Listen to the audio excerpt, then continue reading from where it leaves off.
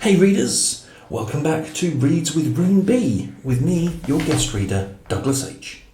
I'll be reading every other chapter of our story to you, our readers, and today it's my turn for chapter 4.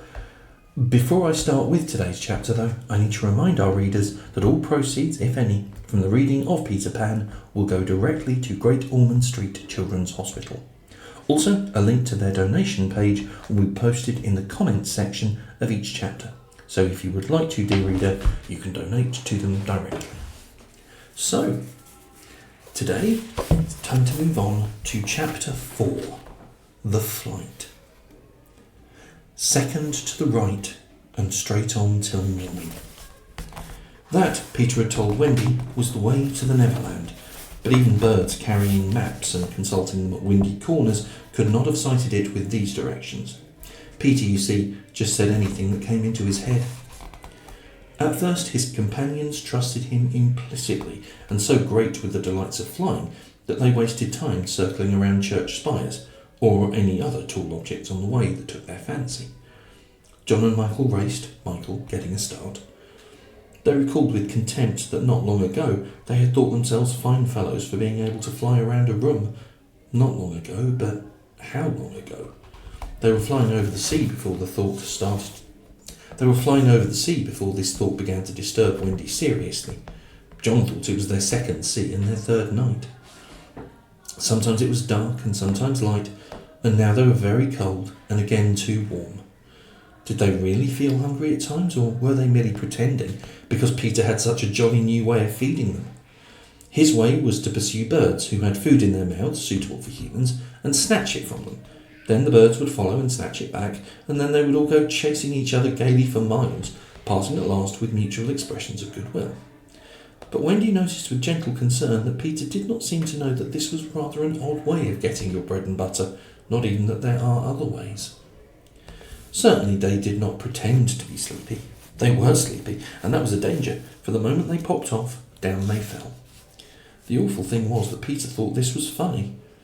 "There he goes again," he would cry gleefully, as Michael suddenly dropped like a stone. Save him, cried Wendy, looking with horror at the cruel sea far below. Eventually Peter would dive through the air and catch Michael just before he could strike the sea, and it was lovely the way he did it. But he always waited till the last moment, and you felt it was his cleverness that interested him, and not the saving of human life. Also he was fond of variety, and the sport that engrossed him one moment would suddenly cease to engage him, so there was always the possibility that the next time you fell, he would let you go. He could sleep in the air without falling, by merely lying on his back and floating, but this was, partly at least, because he was so light that if you got behind him and blew, he went faster. "Do be more polite to him," Wendy whispered to John when they were playing Follow My Leader. "Then tell him to stop showing off," said John. When playing Follow My Leader, Pete would fly close to the water and touch each shark's tail in passing, just as in the street you may run your finger along an iron railing. They could not follow him in this with much success, so perhaps it was rather like showing off, especially as he kept looking behind to see how many tails they missed. "You must be nice to him," Wendy impressed on her brothers. "What could we do if he was to leave us?" "We could go back," Michael said. "How could we ever find our way back without him?" "Well, then we could go on," John said. "That's the awful thing, John. We should have to go on, for we don't know how to stop." This was true. Peter had forgotten to show them how to stop. John said that if the worst came to the worst, all they had to do was go straight on, for the world was round, and so in time they must come back to their own window. "And who is to get food for us, John?" "I nipped a bit out of that eagle's mouth pretty neatly, Wendy." "After the 20th try," Wendy reminded him.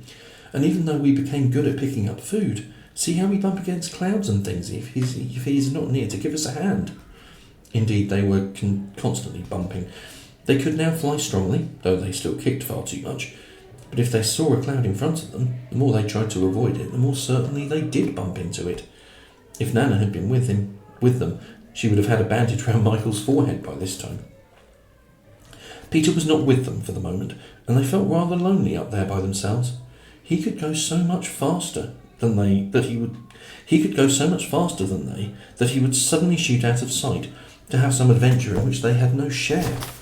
He would come down laughing over something fearfully funny that he had been saying to a star, but he had already forgotten what it was. Or he would come up with mermaid scales still sticking to him, and yet not be able to say for certain what had been happening. It was really rather irritating to children who had never seen a mermaid. And if he forgets them so quickly, Wendy argued, how can we expect that he will go on remembering us? Indeed, sometimes when he returned he did not remember them, at least not well. Wendy was sure of it. She saw recognition come into his eyes as he was about to pass them the time of day and go on. Once even she had to call him by name. "I'm Wendy," she said agitatedly. He was very sorry. "I say, Wendy," he whispered to her, "always, if you see me forgetting you, just keep on saying, 'I'm Wendy,' and then I'll remember."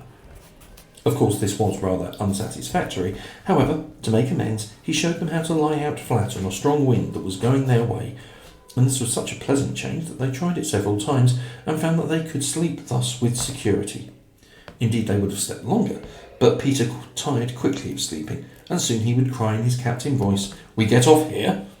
So with occasional tiffs, but on the whole rollicking, they drew near the Neverland. For after many moons they did reach it, and what is more, they had been going pretty straight all the time, not perhaps so much owing to the guidance of Peter or Tink, as because the island was looking for them. It is only thus that anyone may sight those magic shores. "There it is," said Peter calmly. "Where? Where?" "Where all the arrows are pointing." Indeed, 1,000,000 golden arrows were pointing it out to the children, all directed by their friend the Sun, who wanted them to be sure of their way before leaving them for the night. Wendy and John and Michael stood on tiptoe in the air to get their first sight of the island. Strange to say, they all recognised it at once, and until fear fell upon them, they hailed it not as something long dreamt of and seen at last, but as a familiar friend to whom they were returning home for the holidays. "John, there's the lagoon. Wendy, look at the turtles burying their eggs in the sand. I say, John, I see your flamingo with the broken leg. Look, Michael, there's your cave. John, what's that in the brushwood? It's a wolf without whelps. Wendy, I do believe that's your little whelp. There's my boat, John, with her side stove in. No, it isn't. Why, we burned your boat. That's her at any rate. I say, John, I see the smoke of the Redskin camp. Where? Show me, and I'll tell you by the way smoke curls whether they are on the warpath. There, just across the mysterious river. I see now. Yes, they're on the warpath right enough. Peter was a little annoyed with them for knowing so much, but if he wanted to lord it over them, his triumph was at hand. For have I not told you that anon fear fell upon them? It came as the arrows went, leaving the island in gloom. In the old days at home, the Neverland had always begun to look a little dark and threatening by bedtime. Then unexplored patches arose in it and spread. Black shadows moved about in them. The roar of the beasts of prey was quite different now, and above all, you lost the certainty that you would win. You were quite glad that the night lights were on. You even liked Nana to say that this was just the mantelpiece over here, and that the Neverland was all make-believe. Of course, the Neverland had been make-believe in those days, but it was real now, and there were no night lights, and it was getting darker every moment. And where was Nana?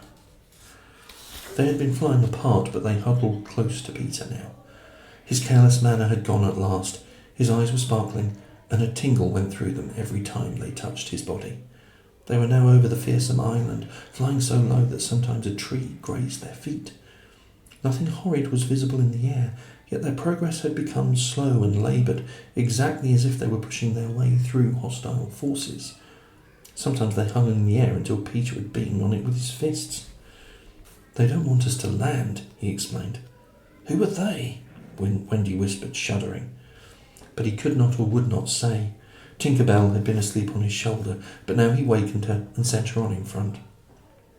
Sometimes he poised himself in the air, listening intently with his hand to his ear, and again he would stare down with eyes so bright that they seemed to bore 2 holes to earth. Having done those things, he went on again. His courage was almost appalling. "Would you like an adventure now?" he said casually to John, "or would you like to have your tea first?" Wendy said tea first quickly, and Michael pressed her hand in gratitude, but the braver John hesitated. "What kind of adventure?" he asked cautiously. "There's a pirate asleep in the pampas just beneath us," Peter told him. If you like, we'll go down and kill him. I don't see him, John said after a long pause. I do. Suppose, John said a little huskily, he were to wake up. Peter spoke indignantly. You don't think I would kill him while he was sleeping? I would wake him first, and then kill him. That's the way I always do. I say, do you kill many? Tons. John said, how ripping, but decided to have tea first. He asked if there were many pirates on the island just now, and Peter said he had never known so many. Who is captain now? Hook, answered Peter, and his face became very stern as he said that hated word. Jas Hook? Aye.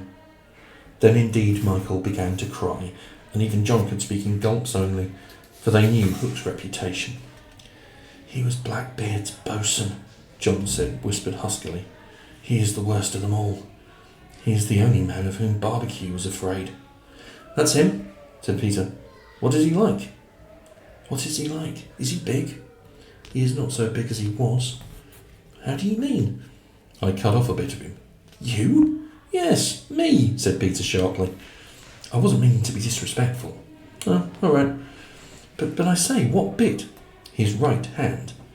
Then he can't fight now? Oh, can't he just? Left-handed? He has an iron hook instead of a right hand, and he claws with it. Claws? I say, John. Yes. Say aye, aye, sir. Aye, aye, sir. There is one thing, that Peter continued, that every boy who serves under me has to promise, and so must you. John paled. It is this. If we meet Hook in open fight, you must leave him to me. I promise, John said loyally. For the moment they were feeling less eerie, for Tink was flying with them, and in her light they could distinguish each other. Unfortunately, she could not fly so slowly as they, and so she had to go round and round them in a circle, in which she moved as in a halo. Wendy quite liked it until Peter pointed out the drawbacks. She tells me, he said, that the pirates sighted us before the darkness came, and got Long Tom out. The big gun? Yes, and of course they must see her light. And if they guess we are near it, they are sure to let fly. Wendy! John! Michael! Tell her to go away at once, Peter, the three cried simultaneously, but he refused. She thinks we have lost the way, he replied stiffly, and she is rather frightened. You don't think I would send her away all by herself while she's frightened? For a moment the circle of light was broken, and something gave Peter a loving little pinch. Then tell her, Wendy begged, to put out her light. She can't put it out. That is about the only thing fairies can't do. It just goes out of itself when she falls asleep, same as the stars. Then tell her to sleep at once, John almost ordered. She can't sleep except when she's sleepy. It's the only other thing fairies can't do. Seems to me, growled John, that these are the only two things worth doing. Here he got a pinch, but not a loving one. If only one of us had a pocket, Peter said, we could carry her in it. However, they had set off in such a hurry that there was not a pocket between the four of them. He had a happy idea. John's hat. Tink agreed to travel by hat. If it were carried in the hand, John carried it, though she had hoped to be carried by Peter. Presently Wendy took the hat, because John said it struck against his knee as he flew, and this, as we shall see, led to mischief, for Tinker Bell hated to be under an obligation to Wendy. In the black topper the light was completely hidden, and they flew on in silence. It was the stillest silence they had ever known, broken once by a distant lapping, which Peter explained was the wild beasts drinking at the ford, and again by a rasping sound that might have been the branches of trees rubbing together, but he said it was the redskins sharpening their knives. Even these noises ceased. To Michael the loneliness was dreadful. If only something would make a sound, he cried. As if in answer to his request, the air was rent by the most tremendous crash he had ever heard. The pirates had fired Long Tom at them. The roar of it echoed through the mountains, and the echoes seemed to cry savagely, "Where are they? Where are they? Where are they?" Thus sharply did the terrified three learn the difference between an island of make-believe and the same island come true. When at last the heavens were steady again, John and Michael found themselves alone in the darkness. John was treading the air mechanically, and Michael, without knowing how to float, was floating. "Are you shot?" John whispered tremulously. "I haven't tried back yet," Michael whispered back. We know now that no one had been hit. Peter, however, had been carried by the wind of the shot far out to sea, while Wendy was blown upwards with no companion but Tinker Bell. It would have been well for Wendy if at that moment she had dropped the hat. I don't know whether the idea came suddenly to Tink or whether she had planned it on the way, but she at once popped out of the hat and began to lure Wendy to her destruction. Tink was not all bad, or rather, she was all bad just now, but on the other hand, sometimes she was all good. Fairies have to be one thing or the other, because being so small, they unfortunately have room for only one feeling at a time. They are, however, allowed to change, only it must be a complete change. At present she was full of jealousy of Wendy. What she said in her lovely tinkle, Wendy could not of course understand, and I believe some of it was bad words, but it sounded kind, and she flew back and forward, plainly meaning, "Follow me, and all will be well." What else could poor Wendy do? She called to Peter and John and Michael, and got only mocking echoes in response. She did not yet know that Tink hated her, with the fierce hatred of a very woman. And so, bewildered, and now staggering in her flight, she followed Tink to her doom. Hello, readers. Thank you for joining us for Chapter 4 of our Read Peter Pan. And I hope you enjoyed our guest reader, our dad, Douglas H. And that you will like and subscribe and join us for the next chapter of our adventure. See you then, readers. Keep reading. Bye.